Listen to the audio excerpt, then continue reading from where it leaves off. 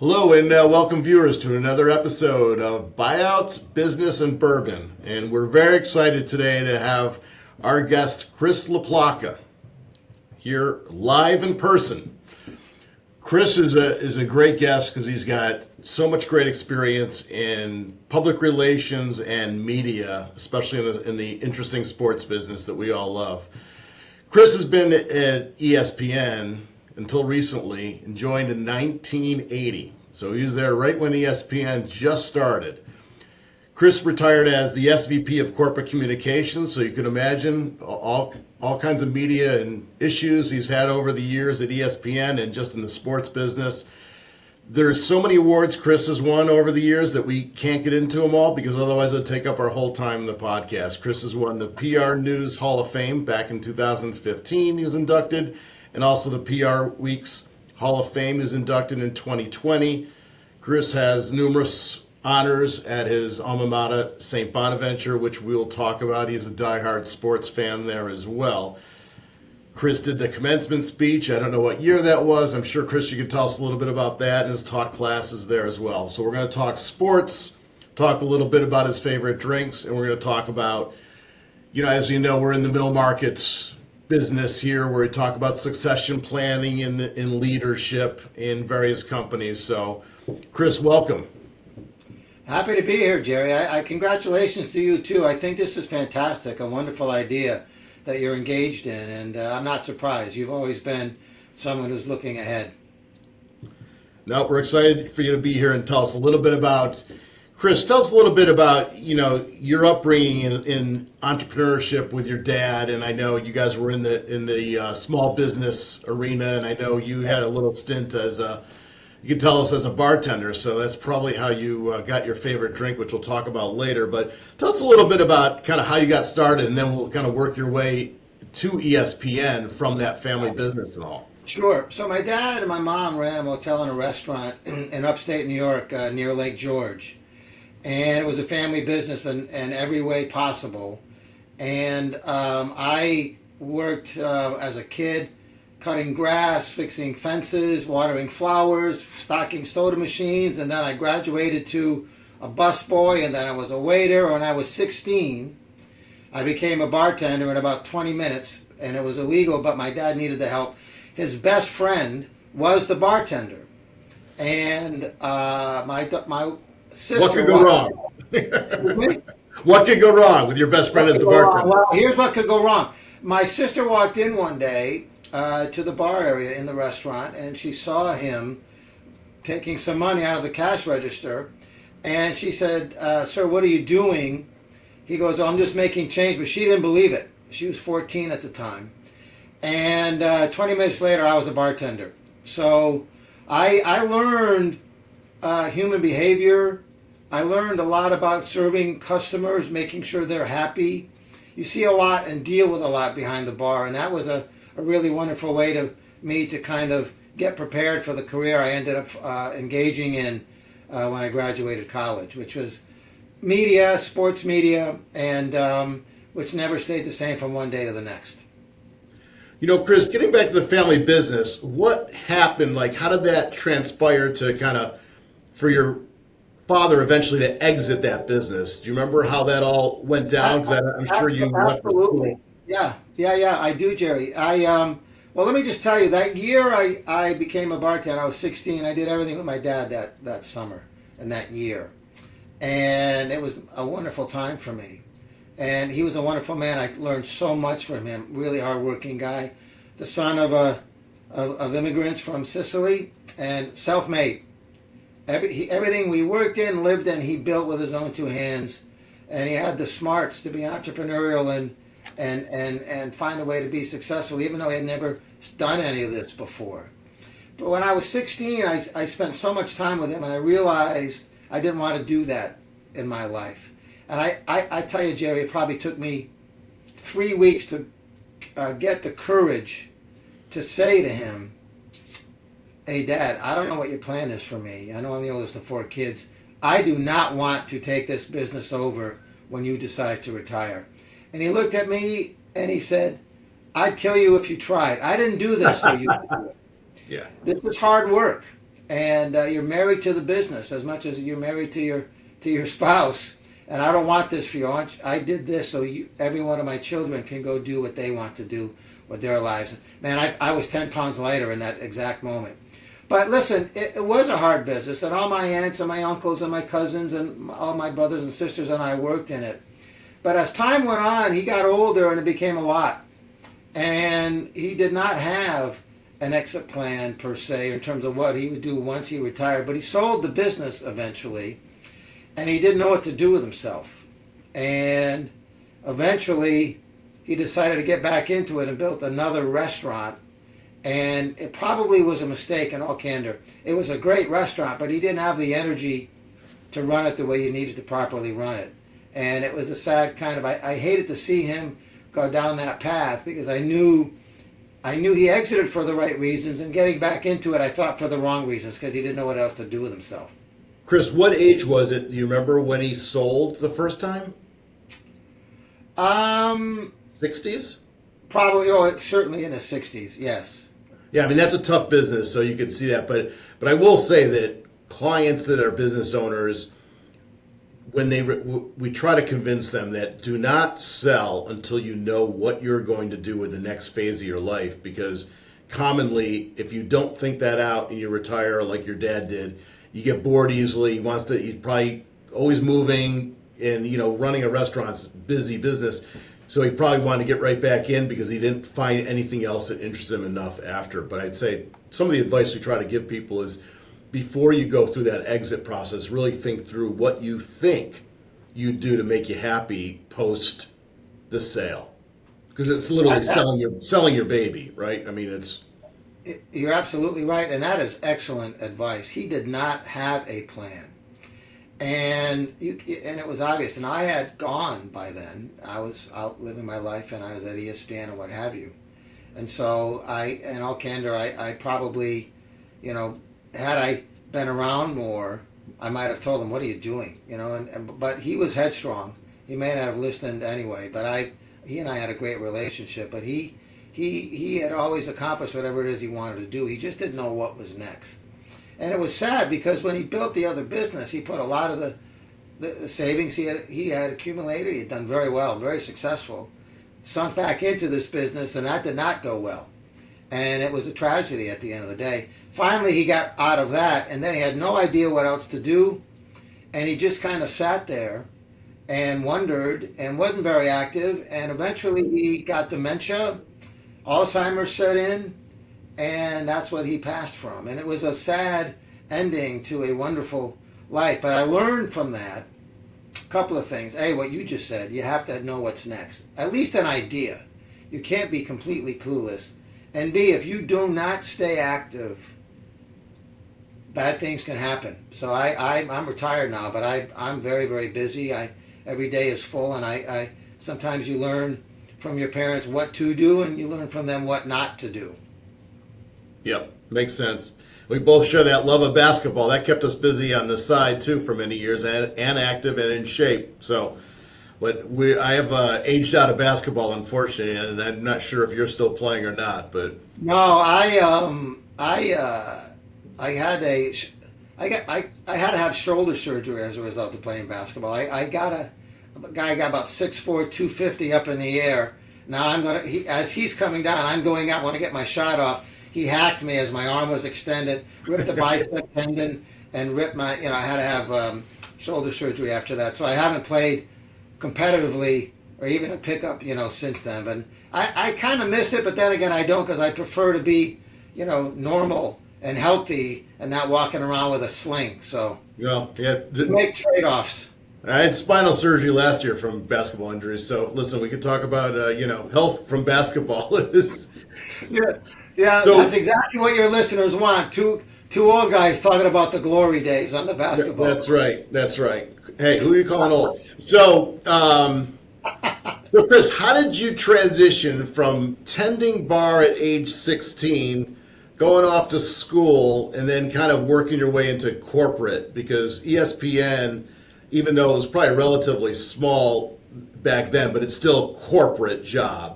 So that's very different than kind of watching your dad with as a business owner. So I could see some people wanting to go that route because they watched their dad succeed that route. But kind of what made you go into corporate communications and building a career there? Well, I thought I was going to be a sports writer, and I was really good at English. I got great grades on all my writing papers. Math and science, I was okay, but I had to struggle. I got decent grades, and I love sports. My father brought home every day 5 or 6 newspapers every day, and I read all of them from the time I was a kid, starting with the sports section. And then I got old enough to understand that college was coming, and what was I going to do? And I said, well, how about I become a sports writer? I love sports. I played a lot of them, and I'm pretty good at writing. So that's what I put together. And I went to St. Bonaventure, and I majored in journalism and mass communication. And the very first day on campus, in the very first meeting of the campus newspaper, I went, and I'm a freshman. I said, look, I want to be a sports writer. Can you help me out? And the seniors adopted me. They gave me the rifle team. I had never shot anything more than a BB gun in my life, but they gave me the rifle team, and I wrote the rifle team. We had ROTC was on our campus, and by the end of the year, I was covering the basketball team, the recruiting, because I had really put a lot into it and excelled. And we won the NIT in 1977. St. Bonaventure did it. There was only 4 teams playing season basketball at that time, and I was going to be named the covered that team, and it was great. It was in the Garden. I had access to everything. It was wonderful. And at the end of my sophomore year, I was going to be named sports editor. But then a friend of mine said, there's going to be an internship in the sports communications office. You actually should do that. You've done 2 years of great journalism. Go learn the other side of the business. And I did, and I got paid $60 every 2 weeks, which was a lot of beer and pizza back in 1978 and 79. Even in Buffalo, in the Western New York area, you could buy more, right? Cost of Oh living yeah, less there. yeah. Not Schaefer was the beer, not great Schlitz, but when you're a college kid, it was great. And so I did that, and I learned a whole other side of the business, the corporate communication side of things, and that's where I ended up in my career. Hey, Chris, why don't you tell me a little bit about your transition into ESPN and how you kind of built a career from scratch in the media communications area of ESPN, a sports network, just kind of getting into being it. Sounds like it was probably a lot of fun back then, and it continued to be fun and grow huge over the period of years, obviously, what ESPN has become.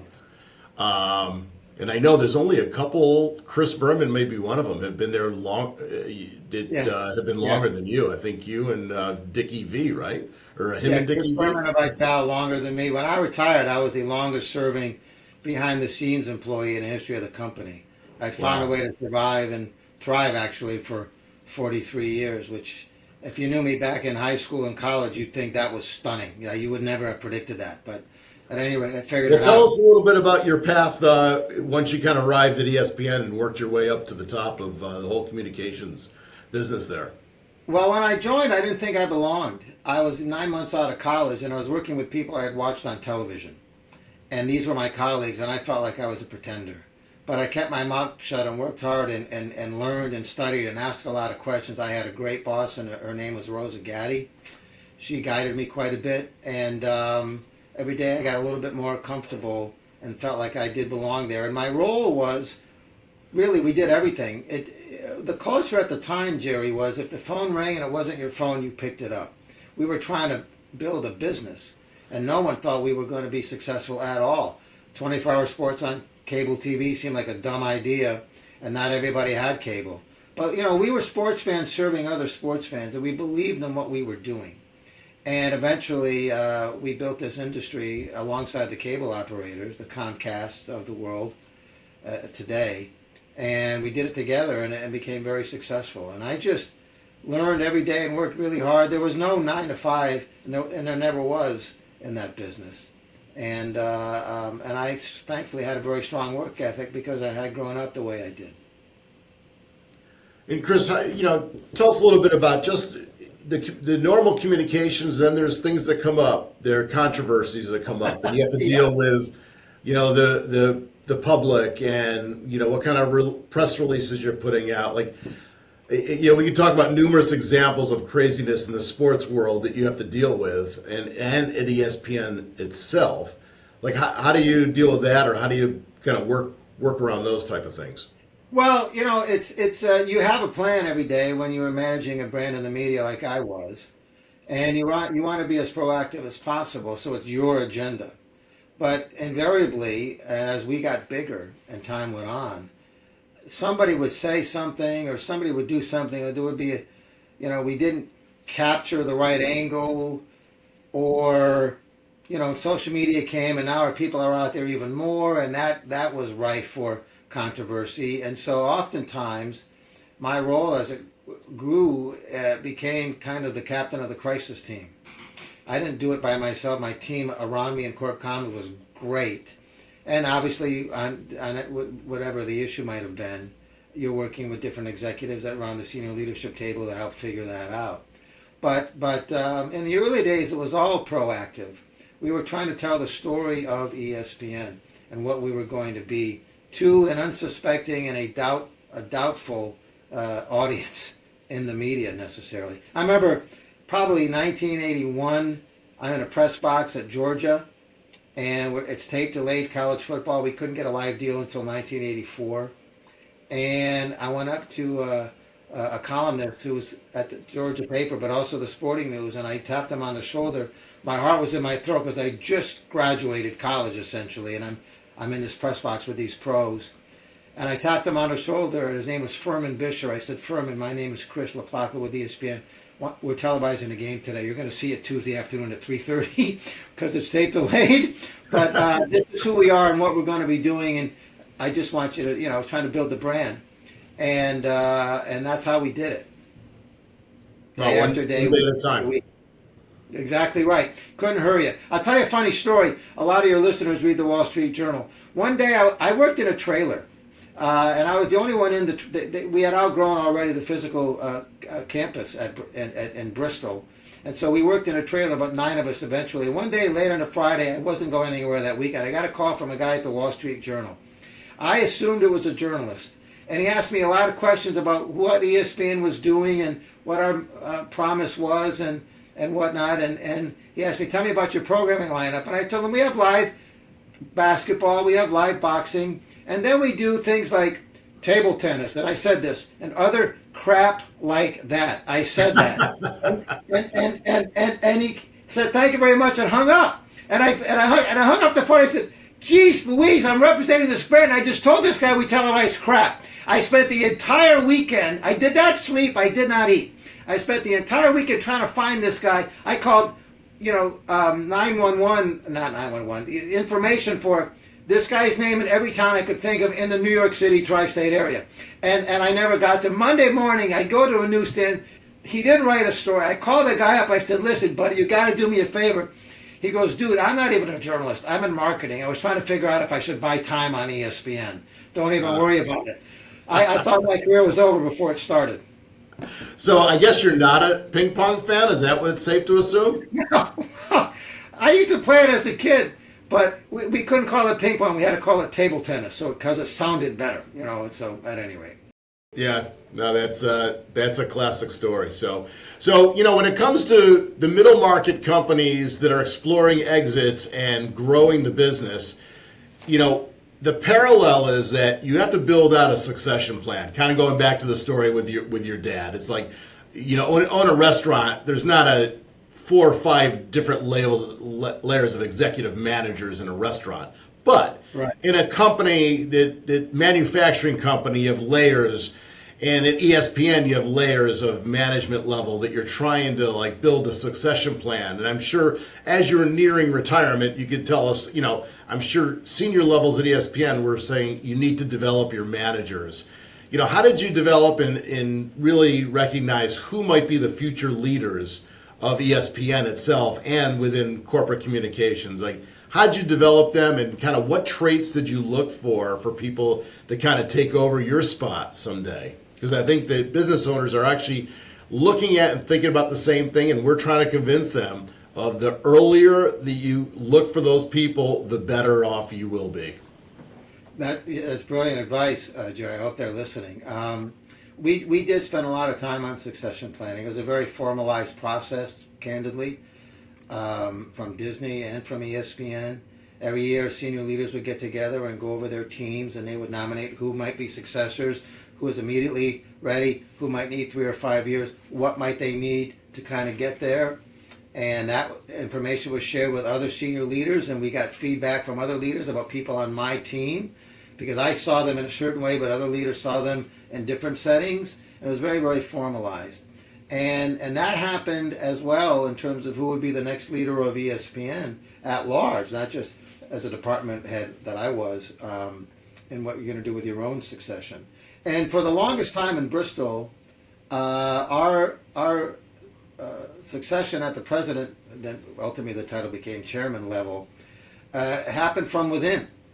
And because we had built this culture together, and we had achieved what no one thought we could. And not only had we been successful, we became number one. And one of the things we did when we got to number one is we never stopped running. We thought no one would ever catch us. And so understanding that culture and having that vibe was really important. And then the last chairman that I worked for, Jimmy Patero, a great leader, as all of them were that I worked for, he came in from Disney, and that was a moment where we needed fresh eyes as the business was beginning to metamorphosize and go in different directions. He was the right leader at the right time, and it was a great thing. So it was very systematic and very formalized and what have you. Now, in my own sense, I knew about 5 years before I retired I was going to be leaving. I got lucky. I had two younger daughters. I got to be a dad a second time, and they were getting ready to go off to college, and I didn't want to miss another moment of time with them. And so about 5 years before, I got real serious about succession planning, and I went to all my direct reports and said, "Do you want to be me one day?" "Yes, I do." "All right. If you want to be me one day, that means you're going to have to do this and you're going to have to do that." And I did probably 2 or 3 reorganizations, mostly to meet the moment we were in so we could stay ahead, but also to give the people in my direct report team that wanted a chance to be me, I wanted them to have an argument. And I told them, every one of them, openly, in the same room together, "All right, this is what we're going to have to do. You might not like some of the moves I'm going to make, but ultimately you're all going to benefit as a result of it." And when I did retire, there were several people in my group who were ready to be my successor, and one of them did achieve that. So did they view it as a competition, Chris, though? I mean, if they're in the same room and they know that they're all kind of vying for that job, did it bring them to a different level, or you feel like they tried harder, or? I listen. We if you hire the right people, which we did, you hired good people as well as talented people. They understood what the assignment was, and everyone that led at ESPN didn't lead their departments; they led the company. And so when you show up wanting the company to win, even though the plan might not be the best thing for your group, that's a pretty good culture to have, and we had that. And I had that in my team as well. Everyone understood that what we were doing was to make them better, but also that our department and ESPN could continue to win. And if that was the larger context and larger framework, everybody kind of just went along with it, and it worked. You know, it's an interesting contrast. When you're in the privately held company space, like you becoming the bartender, it's funny because family members become the new managers. Many times the family members are not qualified to become family, whether it's a niece, a nephew, a son, a daughter, and the other employees see that this person's not qualified, but they get risen to the top because of their blood. And, you know, it's interesting, whereas at ESPN, you're not getting a lot of that. And actually, I don't know what the nepotism rules are at Disney and ESPN, but that's the contrast to kind of the publicly held company succession planning versus a privately held business, which has to deal with those kind of crazy family issues and relatives and all that. So it's very interesting. Gerry, you're absolutely right. But what I would say to you, I think the most important, when you talk in the framework of succession, there's a lot of things that are important in leadership, and there's probably half a million books written about leadership, at large. But when you get to a point where you're thinking about succession and you're not going to be there and what's next, I don't care if it's private, public, small business, big business. Job is to make sure that what you've built lasts and gets better. It can't be about you. It's got to be about the organization and what do you want to see happen next. I felt pretty strongly that the group that we were when I took over the group and led it, it was better at the end than when I got it. You want to make things better. And when you leave, you want to make sure that the arc continues to go north, not south. And I don't care if it's private or public, that should be the number one objective in succession planning. You don't want to build something and then have it falter because you left. You wanted that thing to thrive. Hey, Chris, in talking about crisis management, is there any particular time or instance that you could talk about at ESPN? What happened and how you addressed it? That might be interesting for the listeners to hear. Yeah, I would say there's so many, and a lot of them involve individuals, and they probably don't want to relive it. So I will give you one that was a constant conversation amongst the media and amongst the people who covered us and amongst our business partners, and that was, could we do difficult stories honestly and fairly on leagues that we had business arrangements with? And most of the people in the media would suggest, no, we were not capable of doing that. And for the journalists who worked at ESPN, and we employed many, many, many of them, and the best in the business, really, in many respects, they always found that to be a problem because, we were proud of our journalism. So, you talk about our relationship with the NFL, which is fantastic. But sometimes we would do difficult stories about athletes or concussions or whatever, and the same thing for baseball and the NBA. And they were honest and they were fair, and the journalist approached them in a way that the leagues could answer the questions themselves and help shape the story based upon their perspective, and we would be open to all of that. But it still wasn't pleasant. And I will tell you, I had many conversations with people at the different leagues who would say, "Why are you guys doing this?" And I would always say this in my answer: "Listen, we have journalists here, and that's their role. The question you should be asking me is, are we being fair? And do you have a chance to weigh in? And if that's the case, we're not going to do a gotcha piece. You're going to have an opportunity. And I understand it's uncomfortable because ESPN gets coverage like that every day. It comes with being the leader. And I know you understand that. And we would just talk through it. And then I would say, and this was often, I think, also true, the vast majority of the coverage on ESPN of the games of on the studio shows celebrates teams and leagues and players and success and exceptionalism and all of those things. And in balance, the difficult stories, which are journalistically sound, in context with the stories which really did kind of educate and celebrate the sport or the league. I thought that was a happy way to kind of coexist. And in the end, everyone agreed. But it wasn't always easy. No, that makes a lot of sense, and that's a great answer. I think that gives people really an insight, Chris, because people assume that you're doing everything you can to please these leagues that are big clients and customers of yours. So I appreciate that. Well, I understand something. Our journalism was a strong source of revenue for us as well. Sports Center was, people wanted to advertise there and on our other shows too. And a lot of the journalism we did online, was very successful financially. And so it was something, it wasn't just televising the games, though that was the biggest ratings.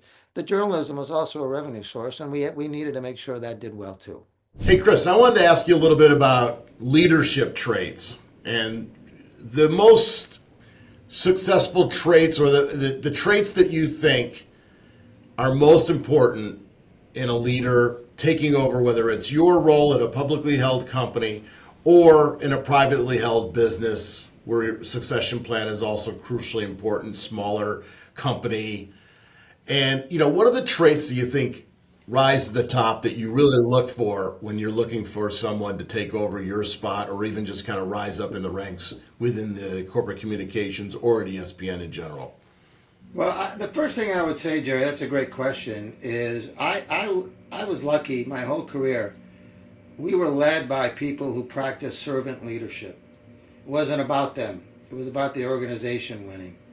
And we all, and the leaders around that table, the leadership table, many times felt the same way. if ESPN won, we all won, and that is really special. And I feel like I was blessed to have experienced that from a leadership perspective. I tried to lead the same way. The second thing I would say to you, and the things I learned in my time, is vision is really important. You know, seeing around corners is not easy, and but it's really important to try to stay in front of where you're going. I did things with my group in my little corner of the world at ESPN that kind of stayed in front of or took advantage of changes in how fans and media were consuming information, and we had to learn new skill sets. I launched a video team 20 something years ago maybe, and I asked my people to go be video producers when they were generally just writers, because video was going to be where everything was headed. And just one small example. So having a vision of where things are going and getting there first is really important. And then I would say the last thing that I learned, and the people I worked with and the people I worked for, courage. You know, sometimes you got to make a hard call, and it's not many times, especially today. I say this a lot. I don't like to say it. I think it's true. So, you know, we're recording this on a Tuesday. Sometimes it feels to me like we live in a world where not everyone agrees today is Tuesday. And so having courage in a moment like that, in an environment like that, to make a decision for the right reasons, I think that's a really big part of leadership and certainly succession planning. Hey, Chris, I really wanted to ask you, you're incredibly passionate about St. Bonaventure. That we all know. Anybody that knows you are a huge Bonnie. So tell us about your time at St. Bonaventure. And I know the alumni at St. Bonnie is very passionate about sports. And then you go beyond sports. You're at a different level where you're teaching classes. You did a commencement speech. Tell us a little bit about that and where your satisfaction comes from, kind of helping out the school and getting it to the next level. And also, I know they won that Charleston tournament a few years back that you were present for. That was a huge thing for you. Yeah, it was a lot of fun. Well, listen, it's almost cult-like, the relationship that all of us alumni have with our university. It's a little strange, I suppose, to some people, but many people are jealous of it because they don't have the same relationship with their university. Some of it is, you know, we're small but mighty. Some of it is just the vibe, and that's been consistent through the years. You know, the togetherness of it all, the Franciscan nature of it. Maybe it's the suffering winter in Western New York. Does that have anything to do with it? There was a little bit of that for sure. You know, but the whole idea that we're the little engine that could, and always punching above our weight, there's something mystical or magical or about that, and it's still true today, probably even more so now than it was back in the day, as competitive and challenging as everything has become in our society these days. But I have lifelong friends. I met my first day on campus. We're friends all these years later, and we rally around the basketball team for sure. And we've had a lot of success on the basketball court, even today, with Woj going back and the whole era of NIL and whatnot. And you know, it's just a wonderful, special thing, and it's been a part of my life for a long time. I was asked by the senior class to give the commencement speech in 2017. Quite likely the biggest honor I've in my life, because it was really a special moment. I tried not to screw it up. Everyone said I did well, so I was happy about that. And I was. That is available on YouTube today, is it? It is available on YouTube. You know, Yeah. SVP commencement, Chris LaPlaca. If you 19 minutes of what somebody said to me, geez, you never looked down at your notes. I said, dude, that was the 31st time I said that speech. It was the first time you saw it. I did not want to mess that up. You know, so I had it pretty cold. And yeah, recently I was back on campus for I was a visiting professor for a couple of weeks, and that was a lot of fun. But you know, our world is crazy and chaotic, and everything is on warp speed. Somehow my alma mater has found a way to survive and maintain its values and the things that have always driven it. And so I think that's kind of special. What can you tell us about the school itself that you feel like you want to give back, you want to spend your time? Because getting back to the beginning part of this podcast, you talked about satisfying yourself and your dad's situation, like once you leave kind of what you do, how do you make yourself happy? And I know that St. Bonaventure, you're spending a lot of time. It's between management level meetings and teaching. So do you feel like that's like part of your retirement plan is to really spend time with St. Bonaventure? And what kind of satisfaction do you get out of that and watching the kids and all that? Yeah, it is. I feel like I got so much from that place, the education I got, the friendships I made, the experiences the people there provided me when I was an undergrad, that and has meant so much to my life that I feel like I could give back and give back and give back and still not get to even. And so that's why I'm engaged. And it's really a lot of fun. It's one of the things I'm doing. I'm doing some speaking. Companies have asked me to come speak to them about lessons learned at ESPN. That's gone pretty well. I'm surprised that people have found me, but they have, and I'm thinking I'm going to become maybe more intentional about going out and doing that as a way to give back. That's been fun. Obviously, spending a lot of family time. I have one daughter getting ready to go to college, another one who's a senior in high school getting off to go. My older daughter from my first marriage got married last year. So a lot, it's been a lot of family things and a lot of Great. things that help me give back, frankly. Great. That's all very positive. Hey, Chris, tell us a little bit about how did you end up being a Giants fan? So, like, aren't you New York Giants football Yeah, and I'm a New York Giants fan because, your Red Sox baseball? That yeah, would be quite a for many people in the greater New York area. They're going to say it's a little strange. How did that all happen? well, it is strange, but there's more of us than you think, Jerry. And I'll tell you how it happened. And I didn't know this, but I was a child of the media. I didn't understand the impact of the media when I was younger. But on Sunday afternoons, all we got were Giants games. That's what they gave us where I grew up. And my dad was a Vermonter, and the Red Sox were on the radio from the time I can remember there was baseball. And we got one game a week, WSBK, on weekends when I was a kid, piped into in upstate New York where I lived, 7 miles from the Vermont border. And it just happened, a combination of the media that was available to me, my dad's fandom, and it's continued to this day. No, that's awesome. Okay.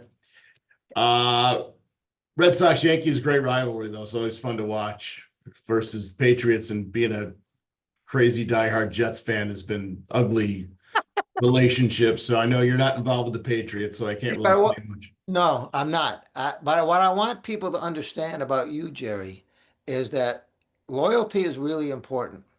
I feel like the Jets haven't been good for a long time. You're still a Jets fan. You could have bailed out and done other things or just stopped caring altogether, but you haven't.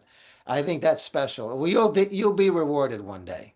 Oh, we certainly hope it's in this lifetime.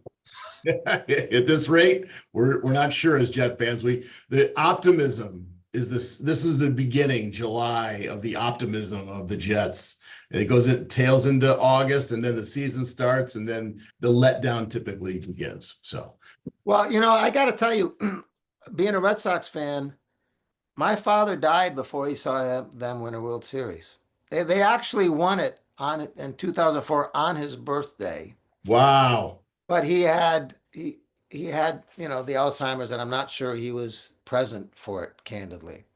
And Boston's gone on and win three more since then. So there are so many Red Sox fans who didn't get to see their team win a World Series. I hope you're not one of those in regards to the Jets. We I understand the dynamic, absolutely. I agree with you. So, Chris, this has been great, and I wanted to kind of end this talk with your drink of choice because bourbon is on the podcast title, as you know, for today. Yes. But I know bourbon is not your drink of choice, and we still had you as a guest, and we're excited about it, even though bourbon's not your drink of choice. But we want to kind of hear what is your drink of choice, Chris? Well, it's a Nero d'Avola red wine from Sicily. I first had it at my cousin's restaurant over there. I have a lot of family in Sicily, and I've gone there a ton. And so that's my go-to. I do have a couple of bourbon stories though. Sure. Um, I had a bottle of Maker's Mark personalized that I got from the NCAA at a meeting a long, long, long time ago, and I lost it in a move. And I know what Maker's Mark means to people who care about bourbon. And there's a really good friend of mine named Wright Thompson who wrote a book about Pappy's. bourbon. Yep. And he offered to get a bottle for me, and I said, it'll just be wasted on me. Share it with someone who will appreciate it more. But I should probably, that should be one of the things I do in retirement, maybe develop a taste and get involved. You and I can have a glass one day. Absolutely. That'd be great. Well, Chris, thank you so much for your time. And this has been great talking to you and great hearing these stories. And I hopefully everyone really appreciates all your insights that you can bring and have brought to both the ESPN and St. Bonaventure and your family and everybody else that knows you. Chris, thanks again, and look forward to talking to you soon. Same here, Gerry. Good luck with this. Thank you very much. Thanks.